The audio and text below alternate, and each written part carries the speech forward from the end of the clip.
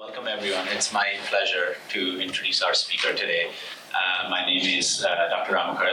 As I said, I'm an assistant professor of emergency medicine here, as well as I serve as the Nepal coordinator for the South Asia, the Contemporary Center of South Asia, and also faculty here in Watson and other institutes. So today's speaker, Dr. Pukar Malla, he's a community organizer, he's a leadership coach, and he's a policy entrepreneur.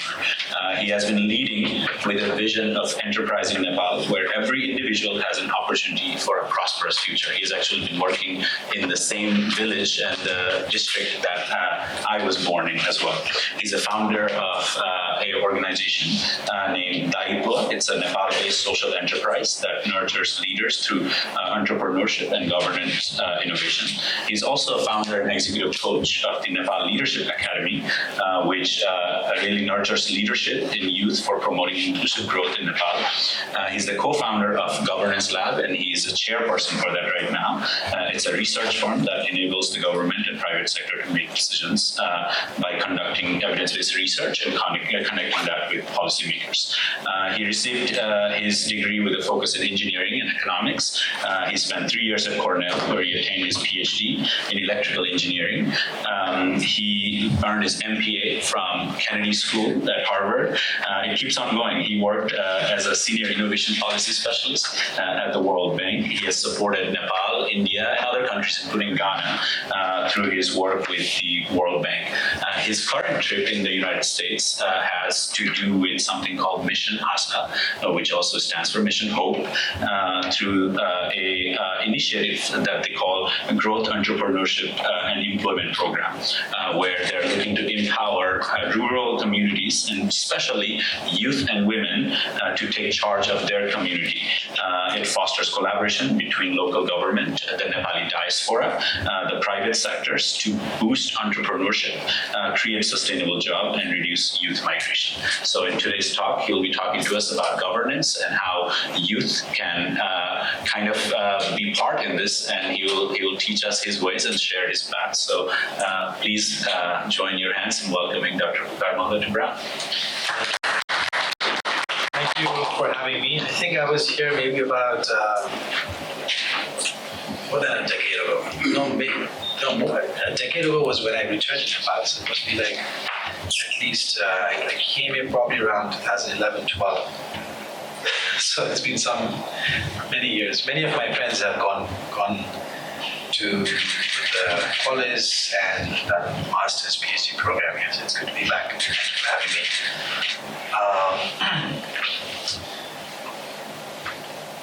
So the topic is around economic governance and youth innovation. I want to sort of begin by laying a base so that we are on the same page as to what this means in the context of Nepal, and then talk about what the organizations that I lead are doing, and in this sphere, right? So what we know today are a lot of young people leaving the country. The jobs that are being created in Nepal are lacking quality because young people want high quality jobs, well-paying jobs. Significant migration and the opportunity to deploy demographic dividend sliding away, and then the story of suitcases and caskets, right? Or people that went abroad to work in Middle East returning in cascades, right? Because of atrocious work conditions abroad. Are you able to hear me okay? Okay, good. So now, so young people are a very important population in Nepal because they are a demographic majority. So Nepal is a young country at this point. It won't be the same way in 2061 when it would have become an AZ nation. So in about a decade and a half, we'll be marching to, very fast towards this point of becoming AZ. But but youth are a power minority. Right? So the placements of youth in decision-making positions at all levels, whether it is at home or inside ministries, they are a power minority. So as we, these are some stats in Nepal. About 3,000 to 4,000 young people are leaving the country every day. Even last year, close to 1 million young people leaving the nation. And a lot of young people dying. So that's there. But then whereas young people are a majority, will Nepal be able to leverage this potential? Is a big question, right? Because if we don't, then in about 15, 20 years, we could be faced with a situation where the number of young people leaving the country every day has increased, has soared. Right? There's a reason why the number has gone from 1,200 when I returned to Nepal in 2015 to 3,000 to 4,000 today, and this number might just rise. And we will also be at a state where demographically we'll be less of a young nation. So it'll become more and more, the age increase, the median age will increase. So that means Nepal can be in a situation where we have a lot of old people and a lot of young people have left. So the capacity to turn things around will diminish rapidly.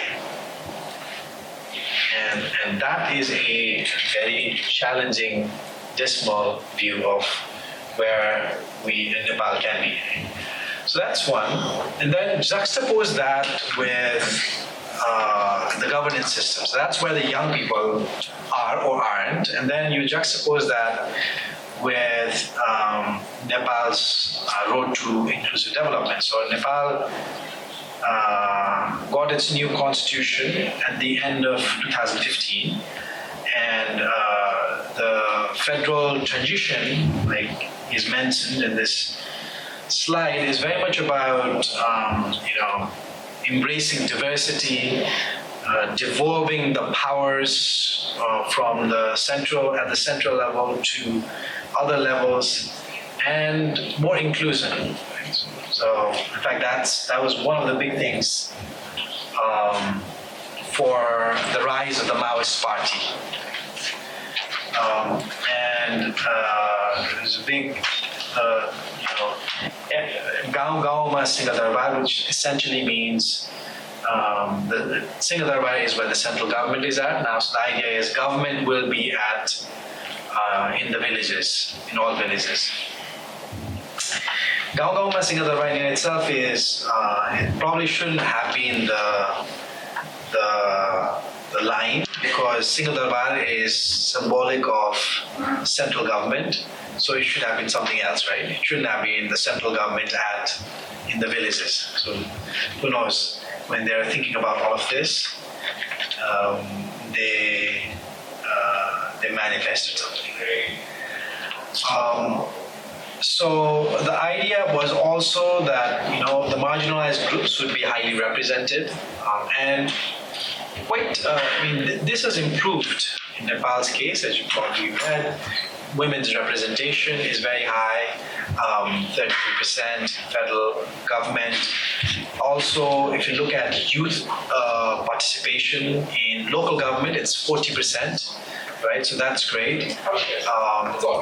And women in Nepal's politics, it's a number to be, it's a respectful number, right? 33%, which is it's not as high as this in many South Asian nations.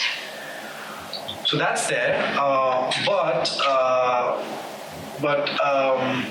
a number that is also true is if you look at ward chairpersons across Nepal, only 1% of them are female. Right? So only 1% of ward chairpersons in Nepal are female. That says a lot about how people vote, how people at the very local level, right?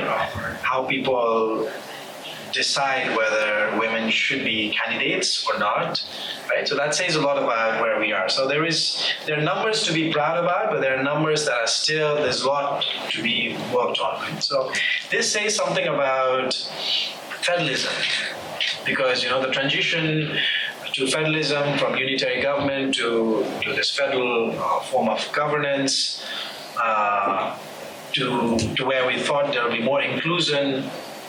This is all in question because there are many governance challenges, and we'll talk about some of these things as we discuss collaboration between agencies, trust deficit between citizens and the government, collaboration amongst different levels of government and between government and other sectors, gender sensitivity, innovation, low level of innovation. These are different elements of the system as of now, posing a variety of challenges in the governance system. So you have this situation where young people, whereas they are a demographic majority, they are a power minority, and they are leaving the country in big numbers.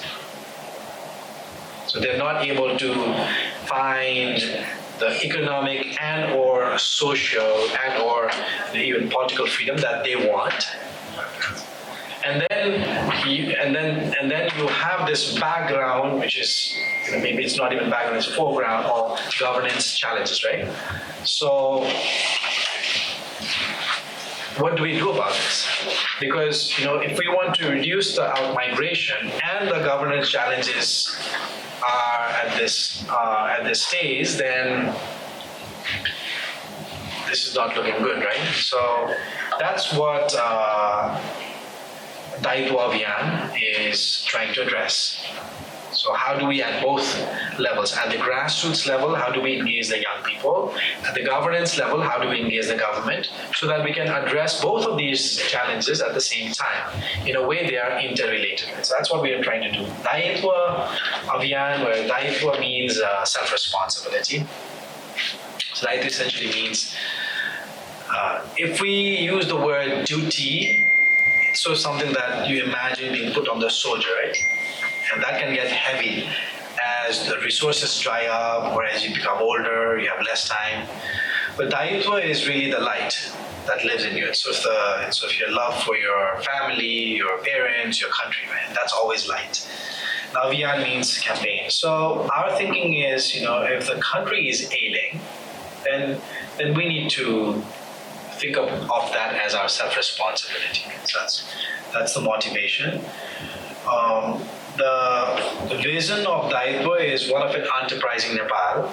So if you remember, I'll come back. So enterprising Nepal is a Nepal where we work hard, take risks, and are creative, right? So those values are very much where we want to arrive, where there is equity, as in every individual has the opportunity for a prosperous future. And I emphasize prosperous future because, Nepal has seen a lot of social and political justice in its life, and the constitution being one of them, right? And the form of governance, like even the system from monarchy to becoming a republic, right? So all of that we've seen. Many social justice we've seen as well, but I think in the early 90s we saw this sort of economic rise, but thereafter, after the Maoist rebellion, we haven't seen one. So what we really need is economic growth as well, but not devoid of looking at this with a socio-political lens, right? With the lens of inclusion. So that's what we're trying to do. And in Daayitwa,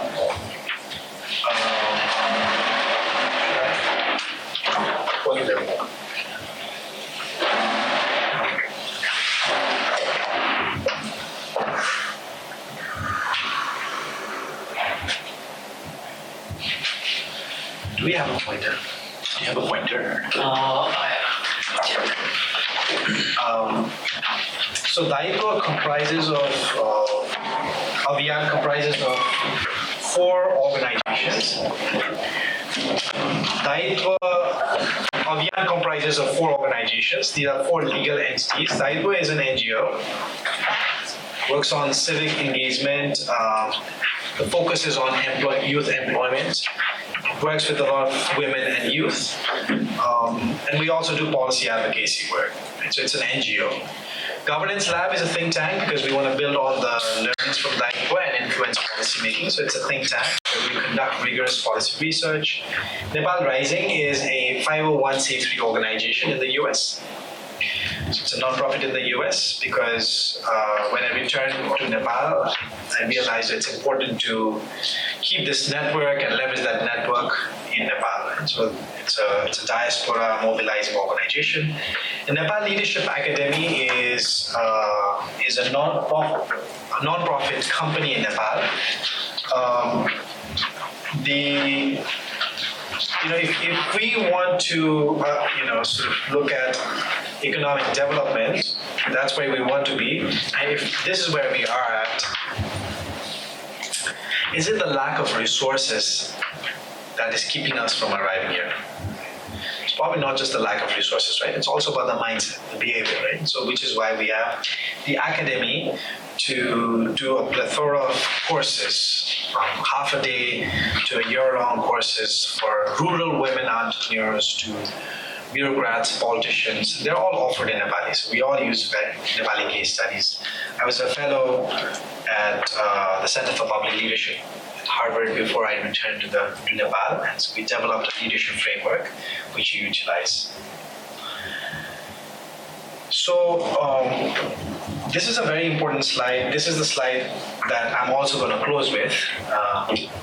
But if you look at this, right, a lot of the times we are talking about where the government is going wrong, where the politics is wrong, where the government is not performing. Right? This is where we spend a lot of time.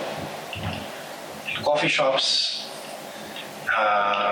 in lectures, different places. This is where we spend a lot of time to understand what is going wrong. Where we don't spend enough time is trying to understand what is also going right at the very grassroots level. Right? And that is part of why I'm in the US, which Ramu called Mission Aasha. So there is good work happening at the people level. And so our thinking is, how do we take that to the government? How can this inform policies of the government, programs of the government, right? And so we have a variety of interventions around advocacy, research to inform government's policy making. So that's one type of work. The other is, not everyone here is corrupt or ineffective or bad, or however you want to, however people frame. There are good people, there are good policies as well. So here we're trying to work with these bureaucrats to implement those policies and to work with those types of bureaucrats and politicians so that those policies and programs are able to create impact at the grassroots level. Right? So we want to be on both sides of this. Now, that fundamentally is different from how traditionally NGOs operate, because traditionally NGOs operate just here. So if you're a woman, if you're an NGO that works on women's issues, you have a board that's mostly comprised of women, you're advocating for women's issues, and there is advocacy, and you're probably part of some committees that the government place you in. But oftentimes the programming is not so that you are looking at working with the government. Right? It's more so advocating for, but there's not as much of working with the government. The same is true for youth organizations. A lot of the times, marginalized groups, when they work in this space, they tend to be just in this space. When they're invited to these high-level meetings as keynote speakers, as whatever, as representatives, then there is the chance of you just being a quote-unquote representative, right? And that is that. There's sort of nominal presence. So by construction, which is why Daayitwa Abhiyan wants to work on this virtuous loop of participatory democracy and economic development. So, and that's an uphill battle. So, which is where this whole framing of youth innovation and economic governance comes. Because now, how do young people go here? Work. So how do young people organize themselves is important, but how do young people also then work with the bureaucrats and politicians and the decision makers, and not only inform, but also are involved in the decision making process, so that at the programs level, at the implementation level, they're engaged, right? And so that's an uphill battle by construction, right? And that is what we are trying to do. So there are 4 working areas. At the core of this, employment. Employment is very much at the core of it because that's the big issue in the country, and so that's how we look at economic development. There are other issues that we work on too, but we want to at least advance a lot in this area. But when it comes to employment generation, our focus is on enterprise development in rural Nepal, because that's where it's hurting a lot, because people that are leaving the country are leaving from rural Nepal, right? At least the type of people that we are interested in. Right? So a lot of the times people from urban Nepal are probably coming to the US, Australia, UK, right? Sort of the type of people in this room. But the type of people that are leaving the country from rural Nepal are leaving for Middle East, Malaysia, right, India. So that's our target. And then we want to, as we work with these rural enterprises and enable them to grow and create jobs, we also want to take the learning to the government, and so support the government to make evidence-based policies. But government making policies is not enough. They need to be able to implement the policies. So we also work on building state capability. And finally, governance is not just government. Governance is also about collaboration amongst government, private sector, and civil society. So all 3, it's about how these 3 actors individually or collectively use their resources for development. So there are 4 areas, and I'll go over those 4 areas and how we are trying to innovatively address employment challenges, but also hopefully arrive at some systemic change. So not just change the lives of X number of people, but in change that it lives beyond our projects. So, because my motto is, how can I become dispensable? How can Daayitwa Abhiyan become dispensable? So when do we stop existing? When do we need to stop focusing on this issue? And maybe we'll work on other topics. So our entrepreneurship program is, I'm not going to go into the details of this because the theme is more on governance. But this is sort of the tech star of rural Nepal, right? So we have an accelerator program that finds these growth-oriented rural enterprises led by women and youth, and for a year we capacitate them, we connect them with market, connect them with bank, right? So that's what we do. But in that process, how we do things is interesting because we don't only focus on the entrepreneur, which is what a lot of the livelihood programs in Nepal do. They focus on the entrepreneur, not even at the enterprise level. They focus at the entrepreneur level. In other words, they provide a bunch of trainings. But we focus zoom in on enterprise level. So that's one, but there are accelerator programs that do that. The different approach here is we also do work at the ecosystem level because the entrepreneur eventually has to sell the product. To be able to sell the product, the person has to be able to hire employees. The person has to be able to go to the market with the produce, so needs the road, and needs to be able to compete in the market with produce that's probably coming from India, right? So there are various aspects which is beyond the reach of this person, which is where the ecosystem becomes important. So some activities that we do, right? So as of now, all our entrepreneurship programs are done in collaboration with local governments. So we don't work in any municipality unless the municipality has put money into the program. When we began all of this, we put 100% of our money into the programs. I used to fundraise. These are very expensive programs, so they don't have been sustainable from money standpoint, but from the other standpoint of ownership, because this type of work is really a public good. So the government should take an interest. As of now, the government does a lot of livelihood type work, and so I'm trying to get them to think about growth, economic growth type work.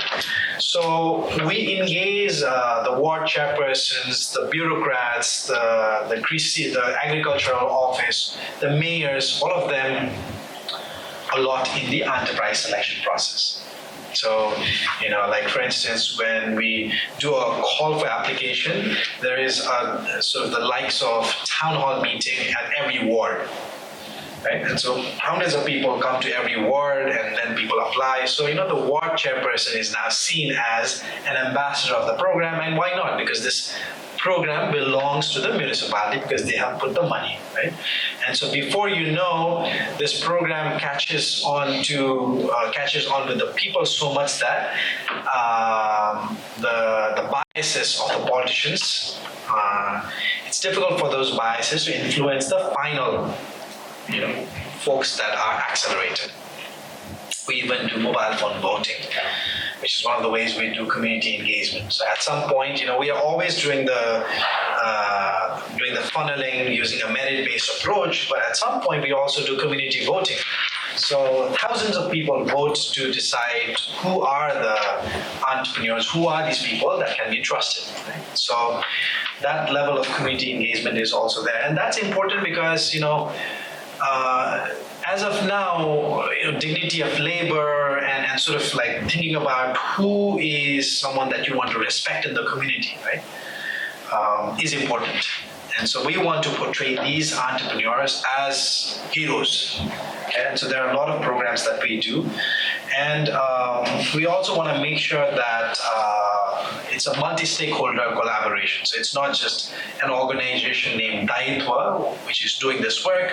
In the process, we try to engage, the Chamber of Commerce or academic organizations.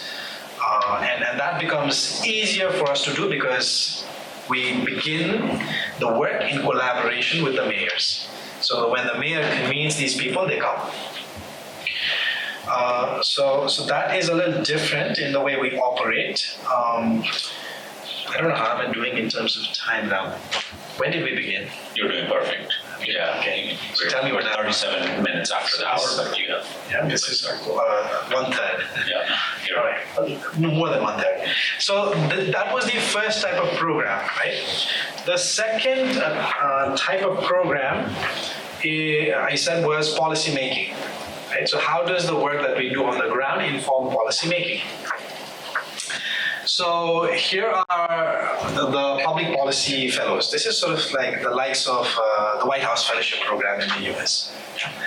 So his name is Sohan Shah. He was studying at Jawaharlal Nehru University, JNU, in India. When we met him and he came to Nepal as a fellow, he worked in Ministry of Federal Affairs and Local Development. This was 2015-16 time frame. And so, he finished his doctorate. He then returned to Nepal. He worked in a local think tank named Martin Chaudhary, and he was sort of working in Nepal. Today, he is the Vice Chairperson of Madhya Province Planning Commission. Right? So here is a 38-year-old man at the helm of Madhya Province deciding how much money is going to get spent where and how to foster collaboration amongst the donor community, amongst the private sector, government, right? And so that's him. Sushant Vaidik returned from London School of Economics, and very similar story, but he was a two-time economic advisor to the Chief Minister of Lumbini Province. It's probably less than 35. She is in Ministry of Forest. She works in Supreme Court. He was on the Business 360 cover magazine, World Economic Forum. She was a fellow and she became a White House fellow. And so she's in US government's diplomatic services. I'd be surprised if she came back as a US ambassador to Nepal someday. Right? So the list goes on. Right? So these are young innovators in the policy space, right? And so this fellowship program, what it is really trying to do is it's trying to enable young policy professionals to find a space in the government. Right? When I was working at the World Bank in DC, there were 70 Nepalis, and each one of us yearned to work on Nepal projects. But the chances of that happening is very low, because you work on projects that your TTL gives you. Or when you become a TTL, then sort of what falls on your lap based on where you are in the World Bank, right? So the opportunity for leveraging your talent, your energy, your passion for policy making was weak, right? And the government is busy in other things, has been busy in other things. So here is this opportunity for these young professionals to conduct research that aligns with the interests of the government. So it's not like, you just volunteer and you do your thing and you come back. No, we want to align it with the research interests of government, because, at this point, they resort to expensive policy consultants. So here is another way of doing the same thing, right? And finally, our interest is also in building an ecosystem. This is a picture from the most recent graduation ceremony, and you'll probably realize there are a lot more, and the people on the top, the second row are people like me and the Vice Chairperson of the Planning Commission. There's a private sector person, and private sector funds this entire program. So all money for this program comes from Nepal's private sector. First row are fellows, and you realize there are a lot more women now that come in as fellows in Nepal, right?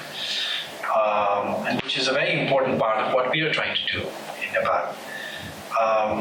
So there are a variety of outcomes, and I don't have a lot of outcomes because, in terms of the fellowship program is a lot more for the fellows than for the government in some ways, right? Because this is a 3-month fellowship program. Sometimes we do 6-month-long fellowship programs. So, their contribution sometimes leads to a situation where, one of the reports written by our fellow made it to the Vienna program for action plan, right? So I don't even have access to that document because the government just adopted it. A fellow came from MIT. He was a student at MIT. He came in as a fellow, designed the chemical fertilizer plant model at the investment board, and I don't have access to that document either because that model was adopted by the government. Right? So we have some of these examples, but not like every fellow ends up here. But what does happen is every fellow goes through this experience where, as of now, 136 young people from 32 countries around the world have come and worked with 28 federal parliamentarians and 32 government agencies, right?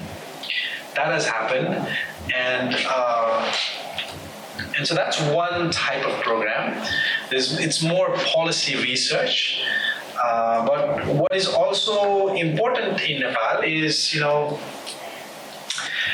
there are people at the local level, at the municipal level. These are not people that probably can do, the type of policy research that a graduate from LSE or Kathmandu University might be able to do. But these are young people who live in those villages, who live at the local level, have the contextual knowledge, speak Maithili or speak Tharu language or speak the local dialect, know that local context, and have the passion and energy to do something. Right? So we are also trying to deploy them to work with mayors, deputy mayors, and chief administration officers and the local government. So they don't do policy research, they support the government in implementing policies. So supporting the government on, gathering data or organizing events, those types of things, right? So here's an example of Devi Bandari in the middle.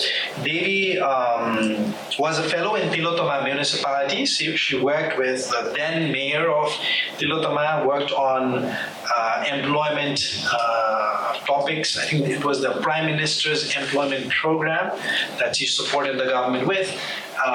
And the mayor then allocated $200,000 in the next budget for credit guarantee scheme.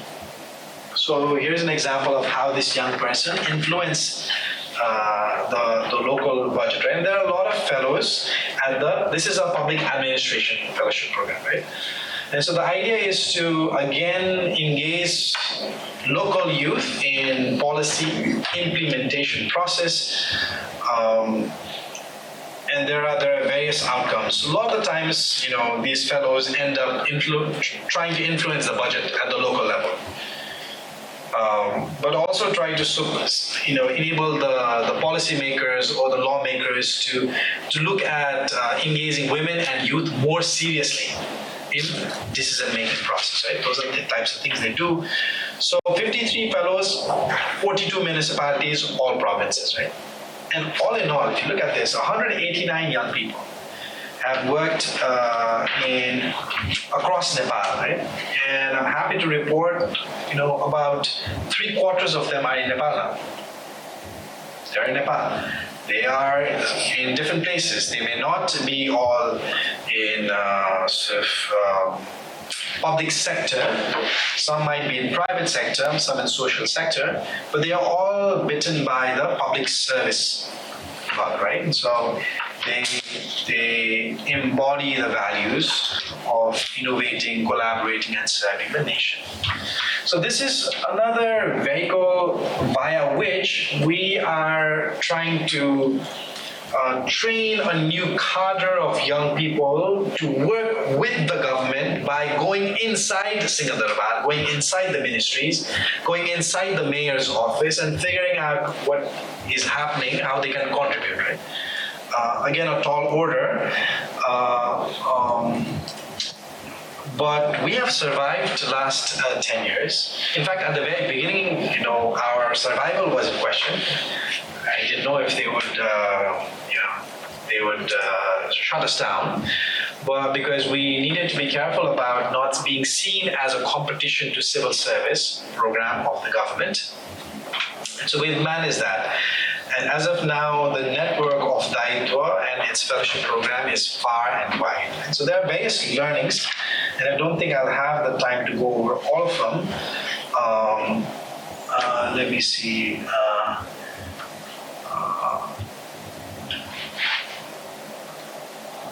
Yeah, so the basic point is, young people want to do something, but that doing something requires a platform, and that platform needs work. That platform needs to be worked on, right? And so we have been persistently working on this, but when given a chance, young people do make it happen, right? We've been trying to institutionalize this program. So in fact, in 2016-17, we advocated it for a Nepal Public Service Fellowship program, and and the proposal reached the cabinet. So we're able to get the proposal before the Prime Minister and his cabinet. Unfortunately, it was sent to Public Administration Committee for review, and the government changed. Many things happened. It fell through the cracks. Right? So, but the fact that it actually arrived at the cabinet is quite interesting. And so at this point now, we're trying to revive that,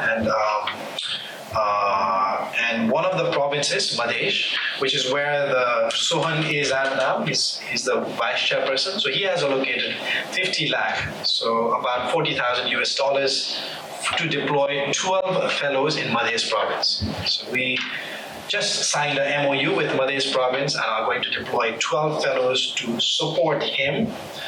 And those 12 fellows are going to be his squad team, right? His go-to, because he spends about 10-15% time on policy and about 80 to 90% on politics. So he doesn't have the time on the policy side. But if he has a squad, he can really leverage the 80 and 20 quite well, right? So that's what we're trying to do. So the third type of work is it's not enough that the government come with policies. It's important that they also are able to implement, right? And this is even tougher. This is even harder because if you think about this, right, between the government and youth, there is sort of this power divide, right? So they have power over the youth. Right? So that's the relationship. What are we trying to do? We are trying to build capacity of the youth so they can rise. Right? We're not trying to pull these people down. So that's fundamentally how things are different, because a lot of the times policy advocacy tries to pressurize them to move, right? Pressurize them to do things differently, which makes them feel bad. They feel like they've stepped down, right? So what we're trying to do is we're trying to enable these young people to rise up. But what we've realized, midway we realized is, if the government doesn't then care for the work here being done, then there's light at the end of the tunnel, as in the fellows, grew, but their work didn't see the end of the light. So they see the end of the light, but the work doesn't, right? Which is why now what we're trying to do is we're trying to build capability of the government, so as the fellows rise, they can come closer. So we're trying to do this now, right? And so this is the movement that we're trying to, and it's even more challenging. But what we realize is that one of the good things about federalism is now that we have local governments, and the mayor can't be removed unless there is a moral issue or unless there are legal, issues, right? So the mayor, deputy mayor, ward chairperson, they are there to stay. So that's good. Now there is this possibility of working with a more stable government. And so we piloted a program, and this is, we have all these executive education programs, right?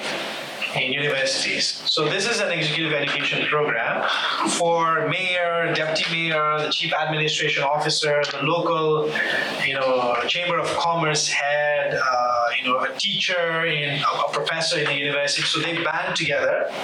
And what happens is a committee, economic governance steering committee gets created, and they take a 6-module executive education course. This is a course that I co-created with former bureaucrats. And when we did this pilot, the topic was youth employment. So we zoomed in on employment. And once they take the course, because in Nepal there is so many committees, so many courses, people go to all these different countries around the world, they take the courses, but what happens, right? So at the end of all of that, they have to do a 100-day project. So you cannot get this unless you say you're going to do this, right? So the people need to do a 100-day project, and 100 days because it's not 1,000 days, it's not a year long, it's 100 days. So they pass by pretty quickly, and there is a process called the Rapid Results Initiative. So this is a program that was created by Ashok Consulting in DC, deployed around the world by the World Bank, and so I use this in other projects, but here we deployed it as well. So these folks needed to deploy rapid results initiative, needed to conduct rapid results initiatives, leveraging the learnings, right? So they do that, and then the learning from all of this informs, seminars and op-eds, articles, symposiums, all of that. So and that then goes back as institutional knowledge within the municipality. So we're trying to close the loop. And Ramu is happy because your municipality is here. He belongs to Musikut municipality. And I'm happy to report that the success of this program has meant that this year we're going to do this in 10 municipalities in Nepal. It's all funded by the government. And this is going to be in Koshi and Gandaki province, where they're going to work on 10 different projects. Okay. Yeah, Nice there's mood. an event happening Some nice outside. mood here. Maybe you can just close that door. Oh, Yeah. So, Lovely. yeah, that much is good. Good. So that these are some pictures from the LEG program. There are many learnings. What we've realized is, look, the appetite for trying something new at the local level is a lot higher than at the federal level. Because at the federal level, those people have all types of access, but the local people don't, and they know that they don't have the capability to deliver a change, and if they don't deliver a change, their neighbors will beat them up, at least verbally, right? So they need to deliver the change, right? And so if they need to deliver the change, which if they don't get re-elected, right? Because at the federal level, even if you didn't deliver the change, your machinery, your political machinery is such that you subscribe to a political party and your cadres will get you elected, right? That doesn't happen as smoothly as that at the local level, because at local level they know you. So there is more interest in delivering results. There is a bit more humility in realizing I have the gaps that someone else I can work with and fulfill the gaps, right? So we see that happening. Okay. And I just have this slide. This is not a Daayitwa project, but I did want to say that I've deployed the same rapid results approach at the federal level, using which the government, and there are health professionals in this room, created Nepal's first national health financing strategy in 100 working days. This was written by 28 government officials and 5 representatives from the development partners. The document was written by the government officials in Nepali. And when the feedback needed to be sought from Geneva or DC, it was translated to English. The feedback was received, there was a deliberation, and then the document was revised in Nepali. And this document was revised 4 times. So it was done over 100 working days, right? So 4 reviews happened. So my point here is, look, Nepal government has the capacity.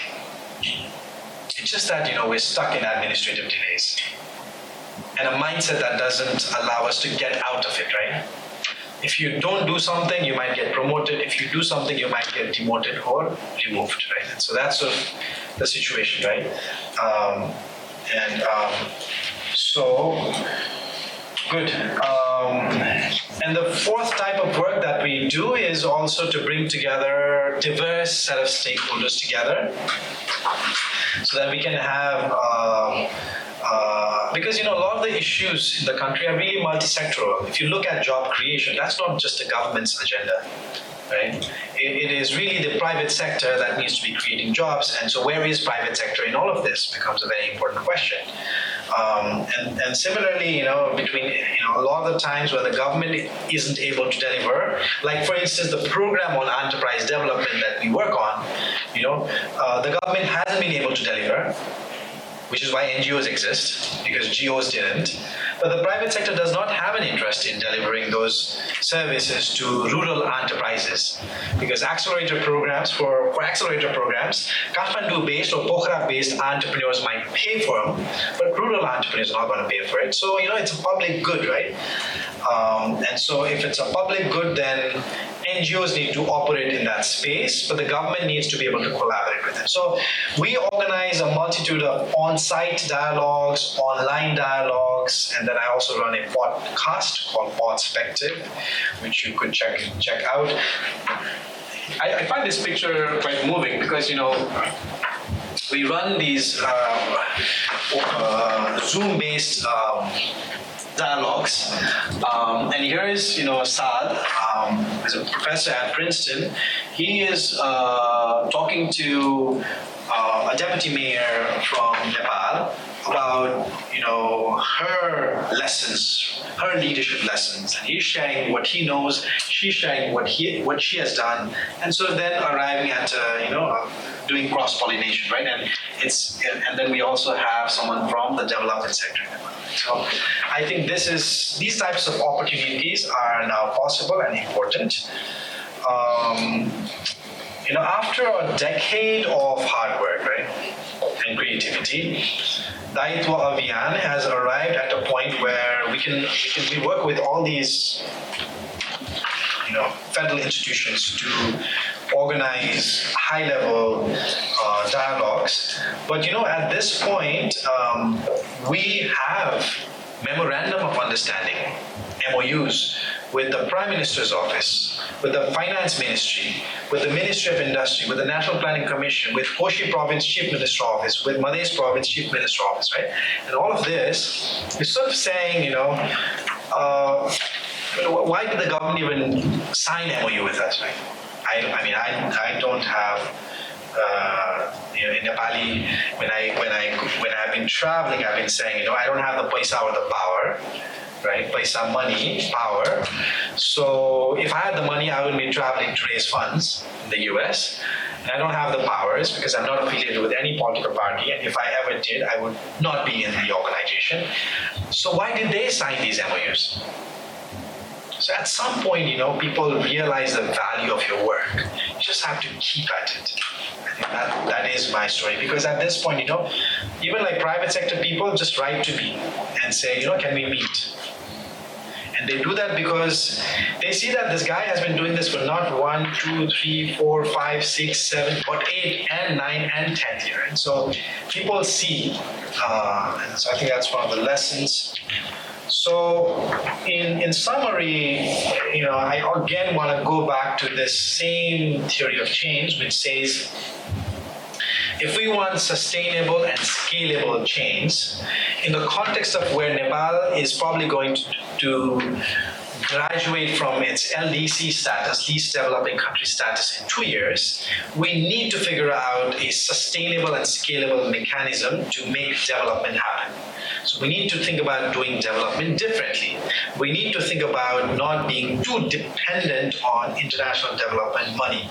We need to think about how do we leverage the resources of the government and the creativity at the grassroots level and make it work, right? And I think that's sort of an experiment that we are after, right? And a testament to that is this project for which I'm doing the fundraising in the US.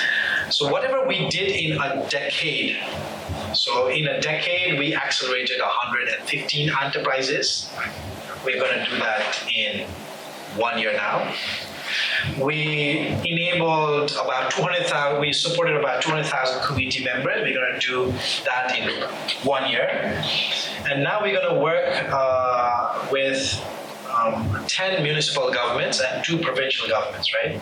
This is something, I think overall it took us about maybe 7-8 years to, maybe not even there. So it takes a long time, right? So we're going to do that in 1 year. So how are we able to do it in 1 year?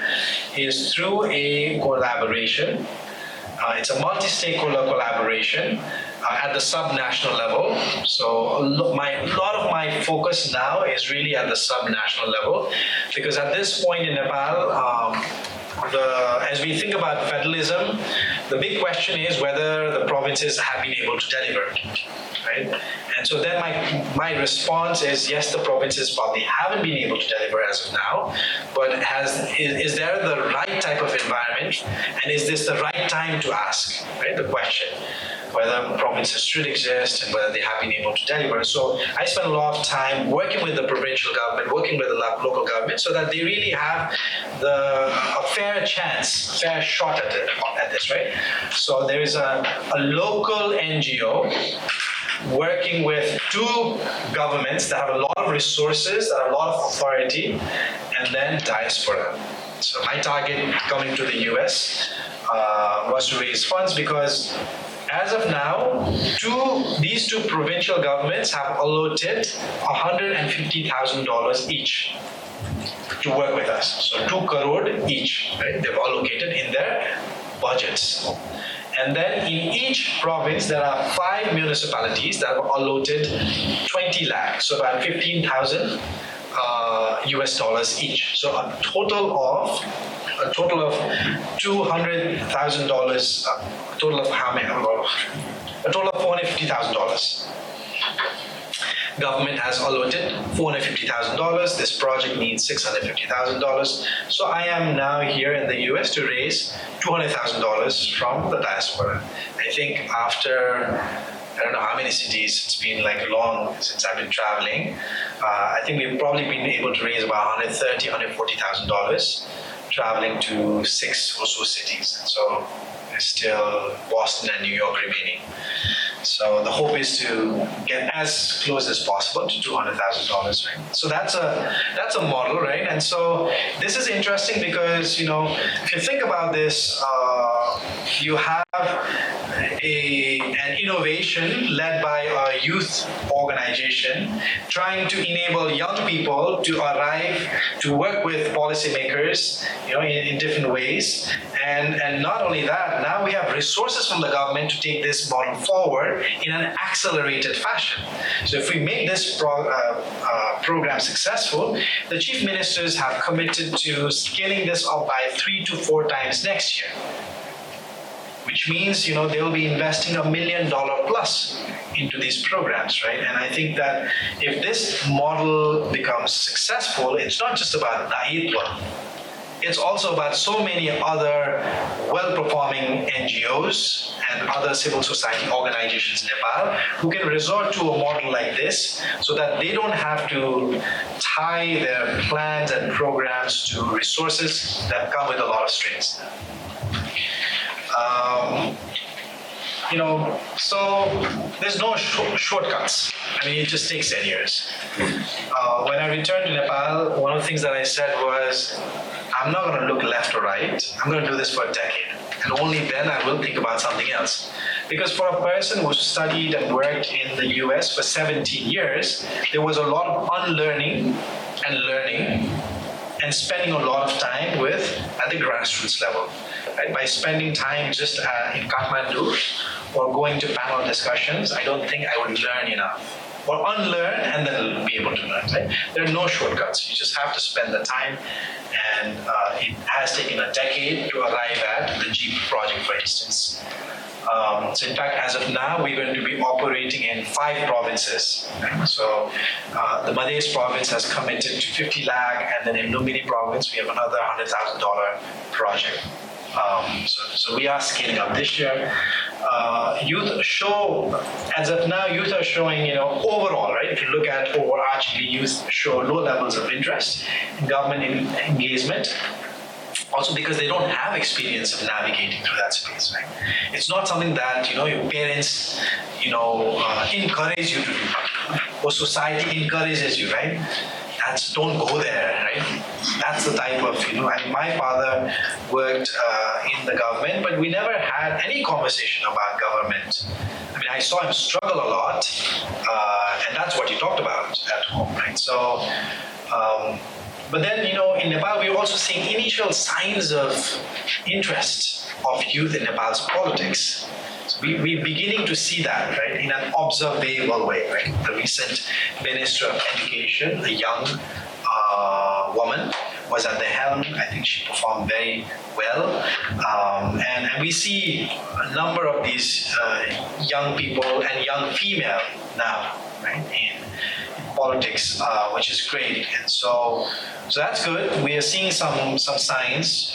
People are sort of transforming frustration into some creative forms. Local governments are willing to accept that they have capability gap and willing to work with others. Government actually has technical capacity. Sometimes they will feel ignorance. Sometimes they are just busy, administrative delays and traps, right? But so what becomes then important is if we can figure out a way for creating a safe space for bureaucrats to take risks, right? Which is what we are trying to do. The Executive Education Program, the Rapid Results Initiative, all of that is sort of a process to create safe space for some, good-minded, good bureaucrats to perform in collaboration with young people. And finally, I just wanted to say, small is big. Many times we want to achieve things fast, and we want big things fast, but things take time. And if we achieve some small things, then what ends up happening is you build those small muscles, and over time, before anyone realizes, you've built an intricate set of muscles that enable you to do really complicated things in a way that you hadn't even thought about, and in a way that everyone else begins to wonder, like, how did this person just do this, right? But it takes time. You build those muscles over time, and because of which small is big, right? Whatever you achieve in year one is extremely important. I think that is about it. The last slide.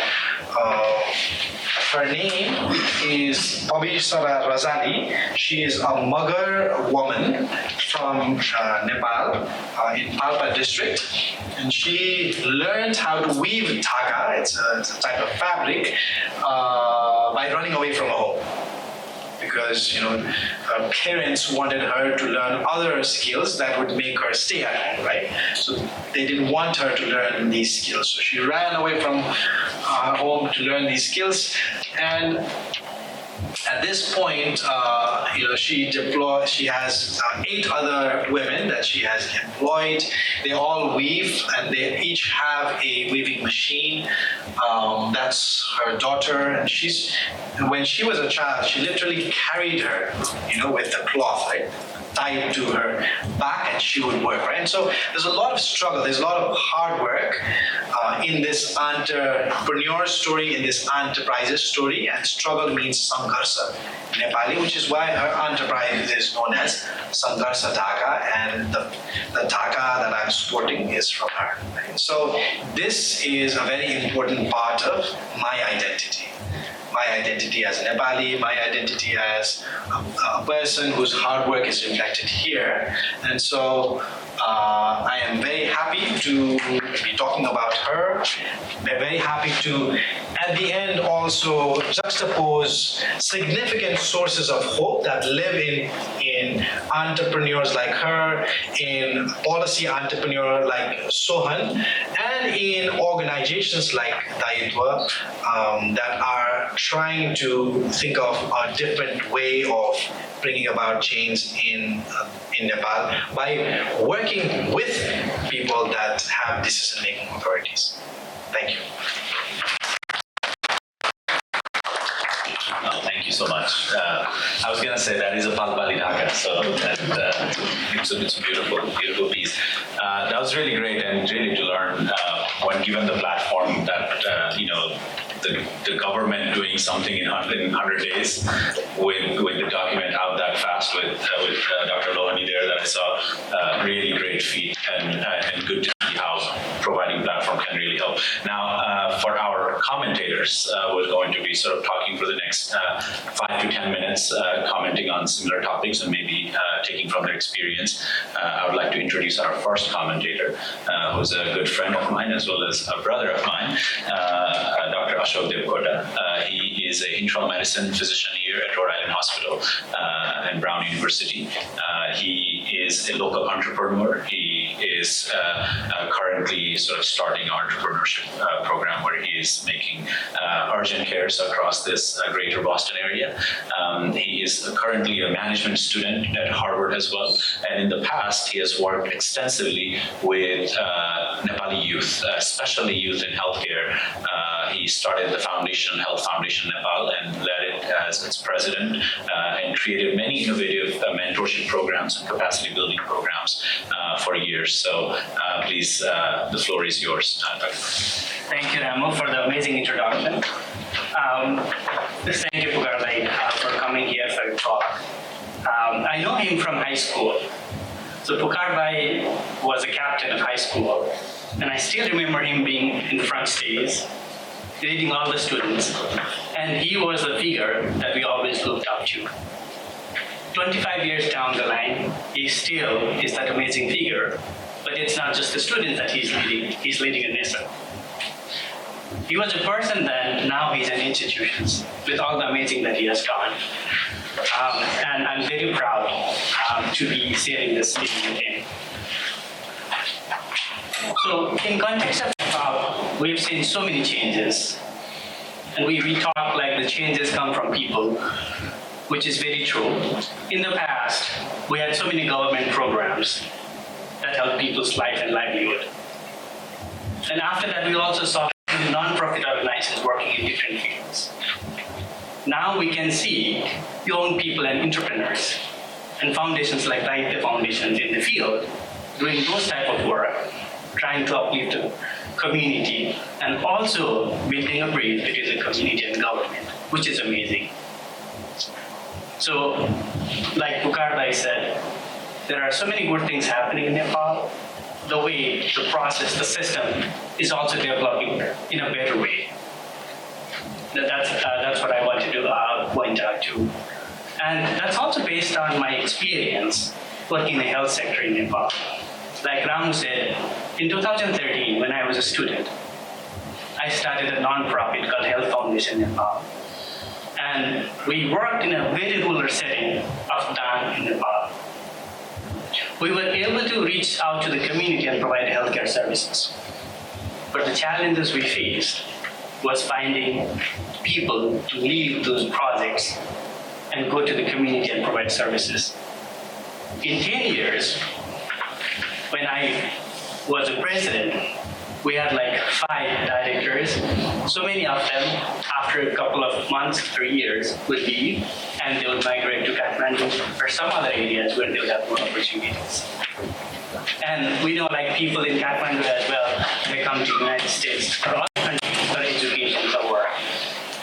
So we do have so many people going to Middle East, other countries for work, but we also have many youth leaving the country for educational opportunities or better opportunities. So there were 3 major topics that we could see in this presentation and the title. First thing was economy. Another thing was governance, which he talked a lot about, and another thing was innovation. So when we talk about economics, the youth unemployment figure in Nepal is staggering. It's 20%. If you compare that to the United States, it's somewhere around like 10%. And when you say unemployment, there's a lot of underemployment as well. So what do youth need? Either they need some job that they can work, or they need to be entrepreneur and start something on their own. So is the job market increasing or not? Or are those youth able to start new business on their own? So what makes someone be able to start business on their own? Like Pukar mentioned, some of this is cultural as well, and some of this is mindset. You need to have that mindset to start your business. You need to be able to take a risk. can you take those risks? How risk tolerant you are? What if whatever you are doing, a business fails? Do you have something that you can fall on that's going to help you? Or who's going to mentor you and support you? Right? So those are the structures that we would need in a society. And another thing is also finance and capital, which we don't have to talk a lot about. So what type of structures are there for young people who want to pursue this path in Nepal? There are opportunities that you can learn some of the skills from family. You could learn some of the skills through training, but not all of these trainings that's available are practical, because there's lots of theoretical training in there. And for people, for those people who want to pursue these things, institutions like Pukar Malla's institution, Daayitwa, they have been helping in pursuing their career in different organizations, especially government organizations. He told us about the fellowship programs and the administrative programs. So these are really empowering and helping youth in Nepal these days and be involved in the governance. So I've started talking about a little bit of governance. So there's an involvement of youth in Nepalese politics. There are a couple of very popular young politicians. Although there are elderly politicians who dominate the political scene, we do see some young politicians out there who make very good discussions, dialogues, and have been advocating for youth and for changes. So forum like Pukar Malla's, Daayitwa, and other organizations have been able to uplift and empower young people to be more involved and engaged in governance and bureaucracy as well. So bureaucracy is just another game because it takes a lot of time, it takes a lot of effort, and it takes a lot of patience. So for youth who might easily be frustrated by the delays, by the red tape, and the time that it takes to make changes and to go up in the system. So having a system like Pukar Malla or the training as a mentor is very essential. So I think so whatever Pukar Malla's team is doing in Nepal is something very useful and very great for Nepalese youth. Another thing I saw in his slides were when we make these changes, when we talk about innovation, what setting are we talking about? Because we think about a big lab in an urban center, in a big town, but it can also happen in a small rural village, in rural settings. Because he gave us some examples of some women having like Dhaka industry, or having some agricultural based industry.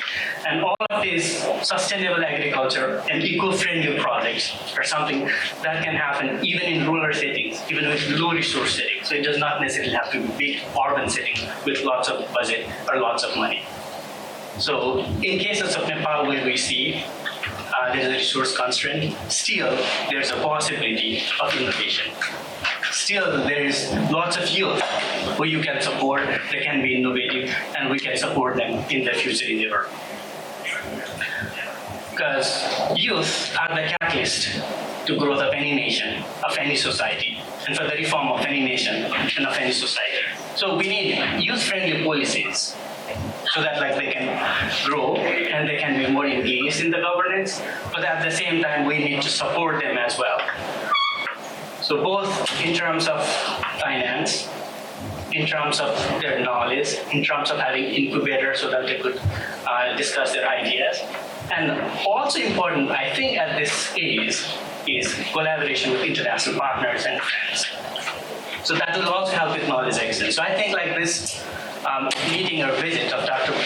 Malla, when he came here, because he will be visiting so many entrepreneurs, so many students here, you will have an idea, or you will have a chance to exchange ideas about what things are happening in Nepal, what things you are learning, and so that you could also explore opportunities of your interest that you can do in Nepal or even here. So with this, I would just like to provoke your thoughts. And if there's any questions, I think it would be good to discuss those questions and ideas. Thank you. Thank you, Ashok. Certainly, one of it's so interesting to think of the Nepali youth and when the disaster, like recently when COVID-19 happened, we learned a very important lesson that even without platform, when we're so stretched, we're actually able to get up and respond. And really, I mean, the entire country's COVID response was done by youth, led by youth in many sense, and not youth from outside, because everyone was doing their own COVID response. So we're kind of on our own. And there's a lot in rural areas that I think happen also. When we're stretched, we can do it, but when we have platforms like this, I think we can certainly create a habit of it. Before I say more things, I want to introduce our second commentator, who was very kind enough to join as a commentator sort of at the last minute. So this plaque is yours. Just imagine your name, okay, Dr. Apeksha Parsani. So she's a postdoctoral research associate at the International and Public Affairs here at Watson at Brown University. She just joined here. She received her PhD in political science from MIT, and she was a research fellow at the International Security Program at Harvard. She has been researching in Nepal peace-building initiative in the past, and her research has focused on gender, conflict, and social transformation in the global south, which includes Nepal with a focus especially on South Asia. She has done extensive field work. Her book is around her field work. Her research combines and interrogates the relationship around civil wars. She has studied a lot around the Maoist rebels in Nepal, and especially shedding light on social, especially gendered process of this war. So really a unique perspective, unique research, always welcome. So the floor is yours, Dr. Thank you. Thank you for having me. And it's great to see you again and see all the incredible work you are doing. Most of my comments are mostly questions or things I want to learn more about, and I feel would be great to discuss as a group, especially with lots of people who have context and knowledge about Nepal. So I think I would begin with sort of asking Pukar to maybe elaborate a little bit more on how do you discern between innovation, employment, inclusion, and engagement, right? I think in your presentation, there's many themes that talk about how youth are engaging with the government, including the youth in government processes, employing the youth versus innovation, which is in the title of your talk. So I'm curious, how do you see these things as interrelated? Is it enough to have youth in the room, or do we need them to be entrepreneurial and innovative? Is it enough to have youth included in decision making, or do they need to come from a certain civic mindset? Because we know from a massive social science literature that having women in the room doesn't necessarily lead to better policy outcomes for women.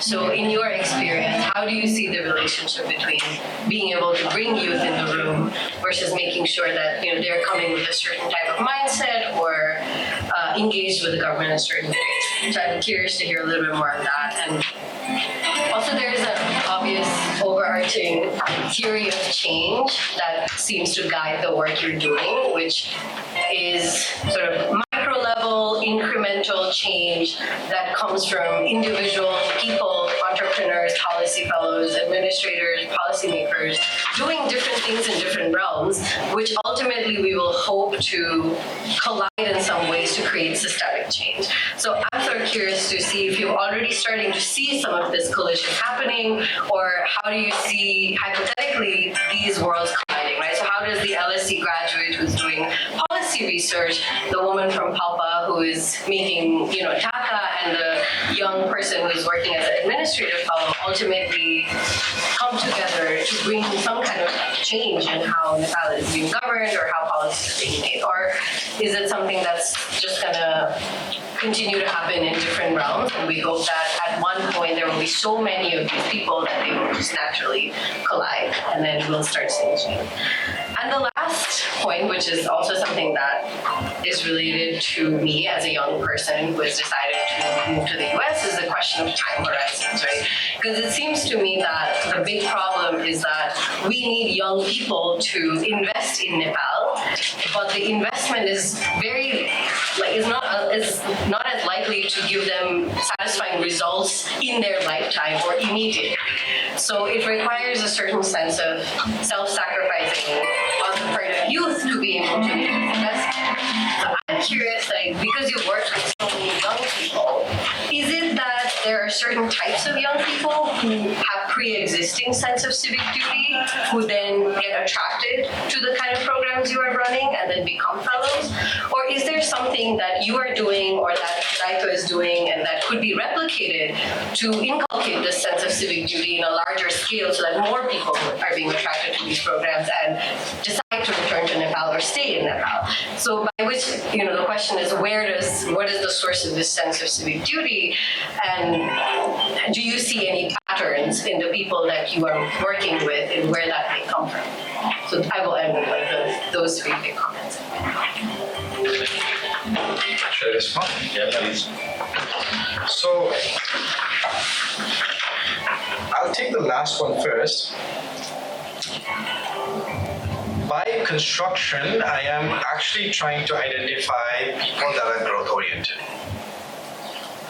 By construction. So, and look, everyone is important.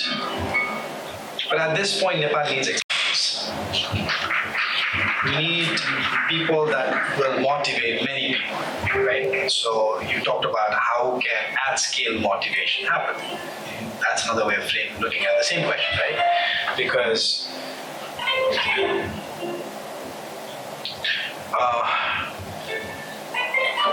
as of now, where this vehicle is headed, it is not spreading hope.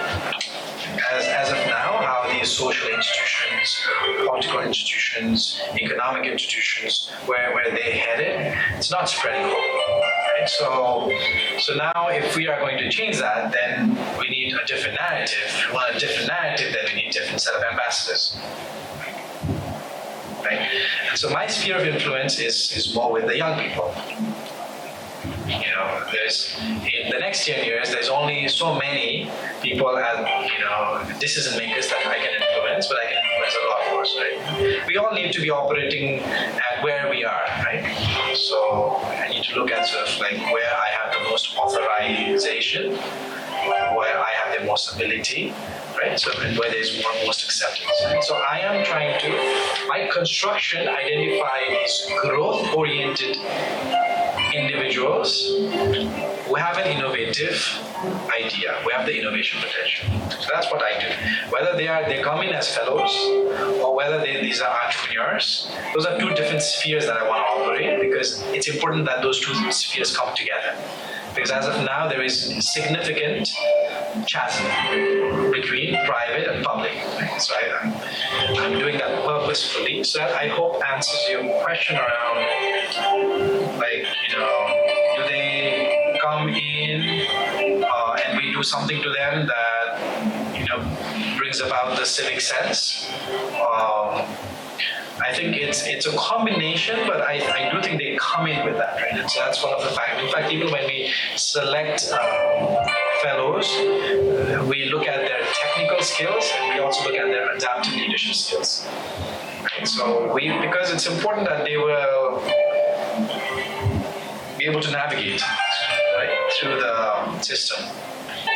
One of our fellows, she came and was supposed to work with a member of parliament. The member of parliament became an education minister, and so the education minister gave our fellow literally 10 minutes over the next 3 months. How does this fellow navigate now? Will she get disheartened? Will she quit? Or will she find a way through? This fellow continued. In fact, after graduation, came and worked with Daayitwa. She got into every lawsuit in the US, but still chose to stay back another year in Nepal to understand the women's economic empowerment sphere, so that her Harvard degree would be more grounded. So that is there. But then the point where we want to arrive at is these 189 out of whom 120 young people then become these ambassadors of hope. So then that's wonderful, because now as of now these people are now in their own spheres doing their things, right? So someone is an FNCCI, leading the investment forum of FNCC. So the person doesn't need to be within Daayitwa. It can be somewhere else. That's one response.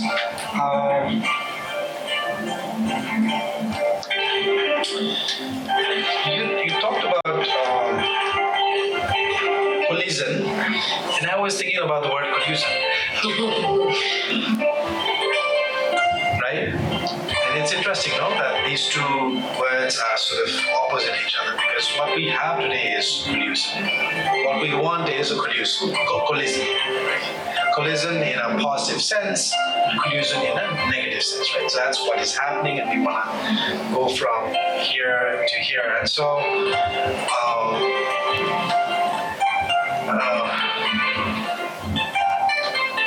I think what I am beginning to see is initial signs of collision, but not enough.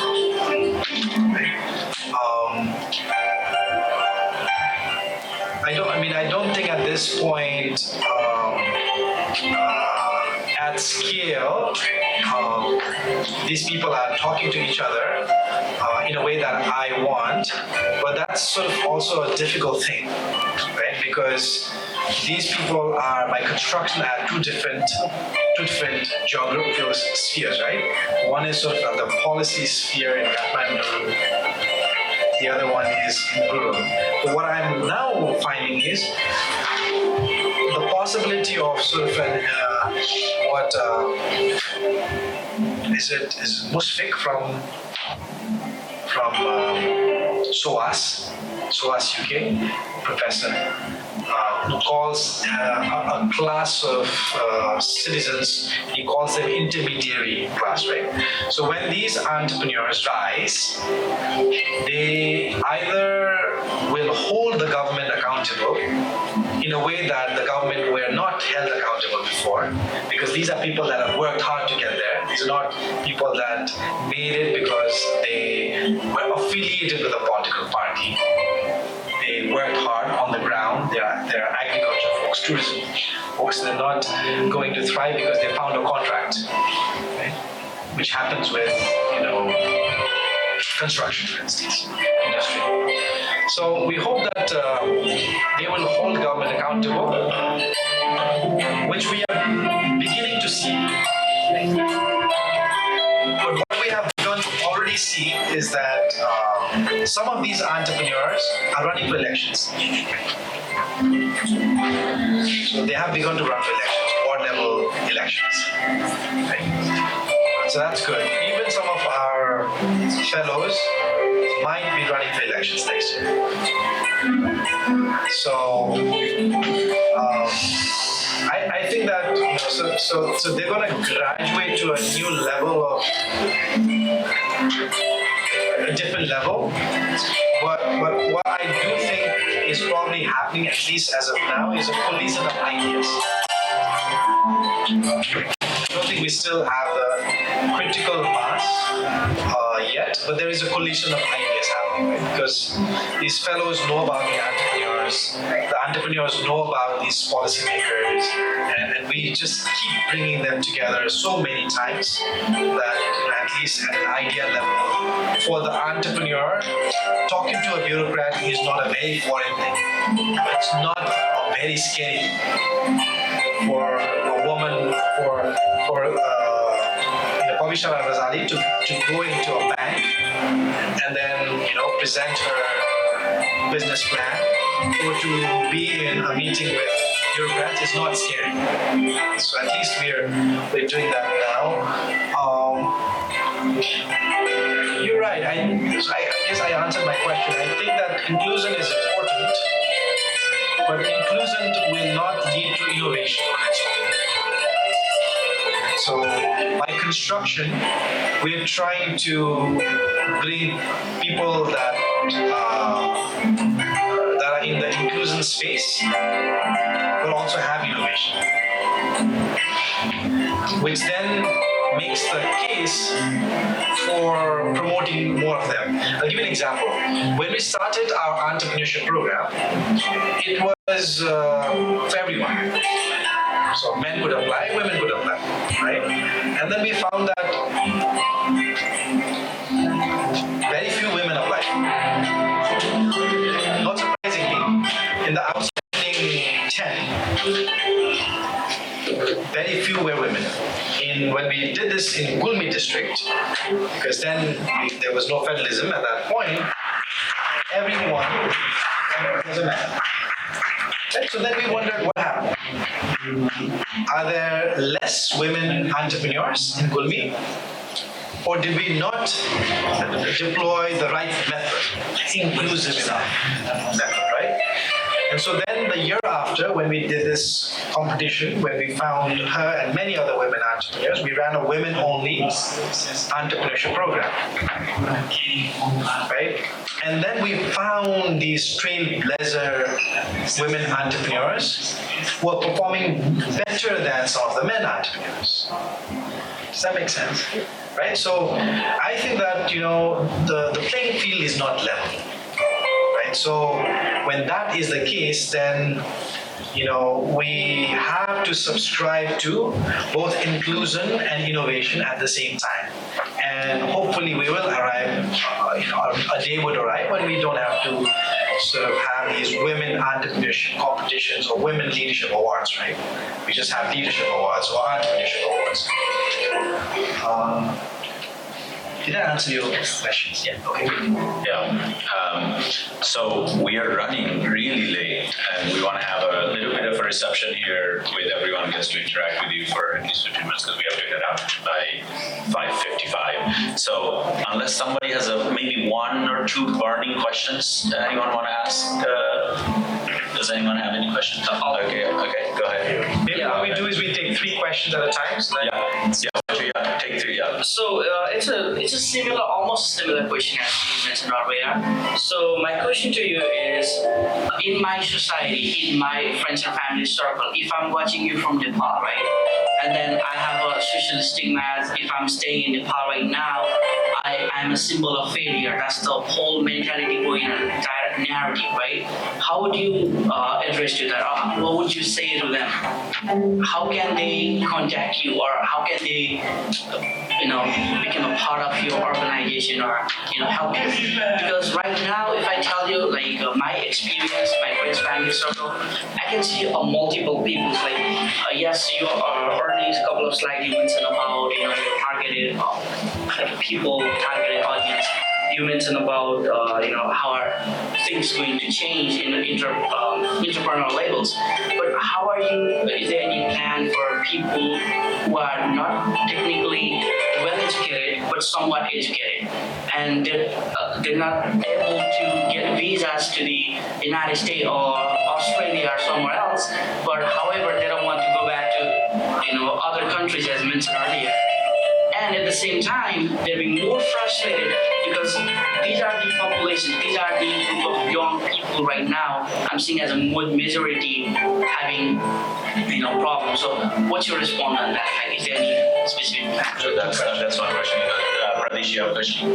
Thank you, Pukar, for this amazing session. So I recently been back from Sudan, and I know the local context over here. I love the obsession that you have for your idea, and then I know this is the only way that we can make it happen. And I also understand how it is very difficult to convince the local leaders and ministers to invest on the capacity building programs. What they have considered as development, as investing in the construction, building roads and hospitals, asking them to invest 2 crores. Capacity programs are really huge deal for Nepal. So my only curiosity after going through your slides was when you place the development agency like GIZ and USAID in your program, you see you have provincial ministry, local government, or your NGO, and the partners from US, the Nepali partners from US. When you feed the organizations like GIZ, do you think they are important to continue this whole approach? Sorry, what was the last sentence? Do you think they are important to help you continue this level of approach? One, in a personal level, it seems like you have been there for 10 years. You were trained here, worked here for more than a decade, 17 years, and you made a comment about you had to learn so many things. Would you mind sharing what those few things are, so that at least some of us wants to go back to the country, so that we can get some heads up. Where are you from? I'm from Chito, Nepal. Where in Chitwan? Okay, so I have 3 questions.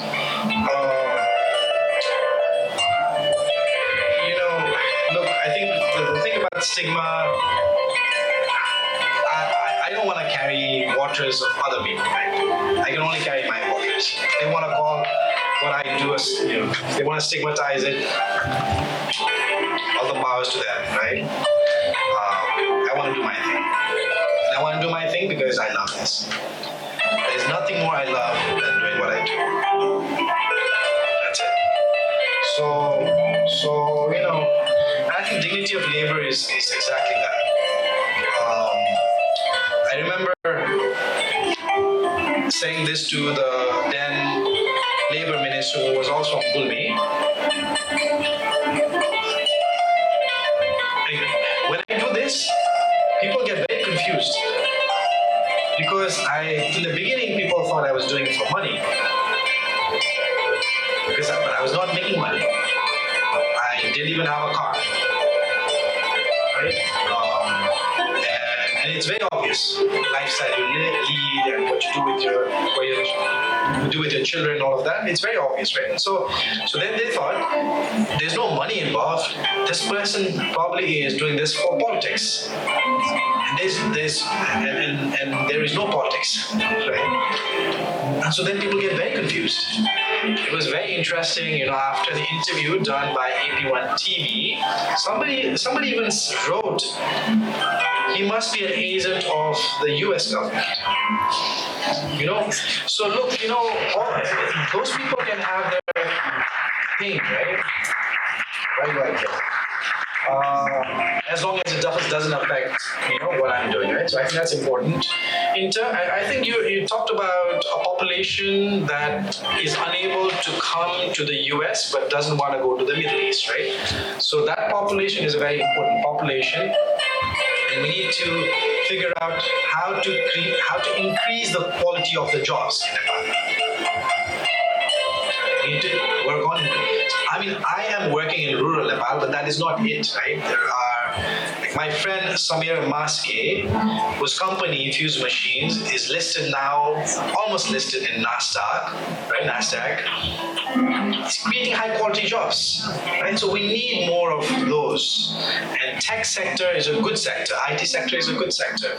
But I also think that modernization of agriculture in remote Nepal can also lead the way. So I think it's important to increase the quality of the jobs, and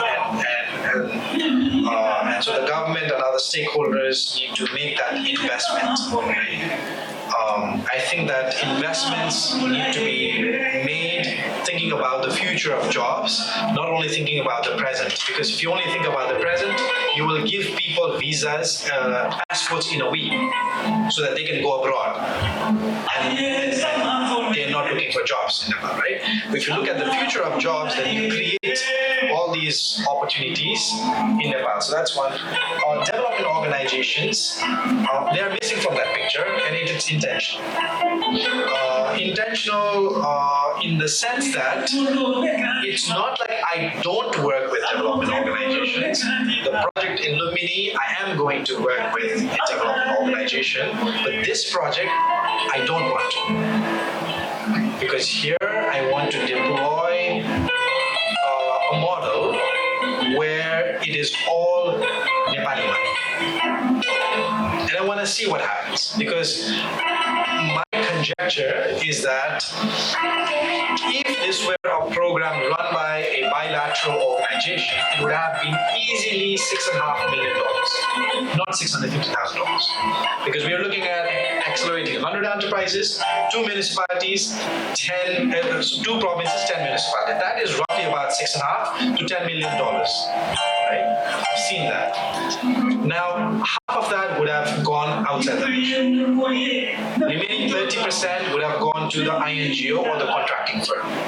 Of the 20% that would go to the grassroots, 10% would have disappeared along the way. Anyways, it was going to be 10%. This is my ignorant math. So if 10% was going to go, might as well run the program with that 10% and show that it's possible, right? I'm not going to be able to pay someone the 5 lakh per month. Maybe I will do 1 lakh per month, but let's see, no? Because anyways, when Nepal graduates from the LDC status, we are going to need these models. We do not want to be in a situation where we were after, I think it was the graduation where something was lifted and all the carpet industry in Nepal vanished, right? So we don't want to be in that situation. Unlearning.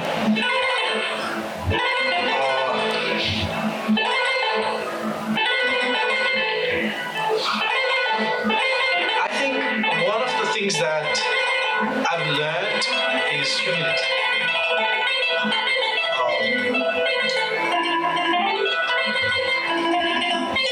Because when I want to make an intervention in Nepal, right, it's not like somebody has given me a license. As a social entrepreneur, I don't have the license that you have as a doctor, right? I just gave myself the license to make that intervention, right? And so I think it's very important to respect that license by truly empathizing with the people that you're serving, right? So to not make an intervention unjudiciously, unempathetically, to just make your point, to enable your organization to survive. And so that is why I think a lot of empathy is needed in respecting the local context and learning from them. And I think what you need to unlearn will appear before you. So I think it's difficult for me to say A, B, and C were the things that I needed to unlearn, right? Because it's not like, whatever I learned from the various degrees are not useful. But the point is, what is useful for the case? So unlearning was, in my case, sort of like a way of looking at the development world and unlearning the ways of doing things. Does that make sense? It was more of the ways than the nuggets of wisdom that I grabbed over time. Those nuggets of wisdom will be handy at some point. But what I need to know to make things happen in Madhya province, right? I need to be able to look at Madhya province perhaps differently than the way I did when I went back. That makes sense. Thank you so much. I think I'm going to close it now. I know you probably have more questions, and I want to have at least 5-10 minutes here for a little bit of reception. So we're going to go ahead and close our session today. I am from rural Nepal, and I have passion for rural Nepal, and I'm so happy to have been able to bring someone that shares that passion. And there's a lot of people here that share passion. When I think of Nepal, even South Asia, I think of rural. I don't think of urban. I try to leave Kathmandu as soon as I get there. And it is so nice to see that there is so much potential for our rural community that we can capture this demographic dividend. And I think one of the most important lessons we have learned today is nothing happens overnight. It doesn't happen. You have to push through. You have to persevere. You have to stay put. And then also don't work with municipality until they put money in it. I think that's really important. And thank you to the musician outside. Thank you to Dr. Pukar Malla. Thank you to our commentators, Dr. Ashok, Devkota, and Mission Aasha. And thank you, Pawan, for helping really organize this. Pawan Pandey, who works at the center. Thank you, Natalia, for helping with this. And I would like to thank the director of this center, Aasha Tour, as well, for allowing us the platform. And really thank you all for coming and engaging with this. We'll conclude this event. And namaste, everyone. Thank you.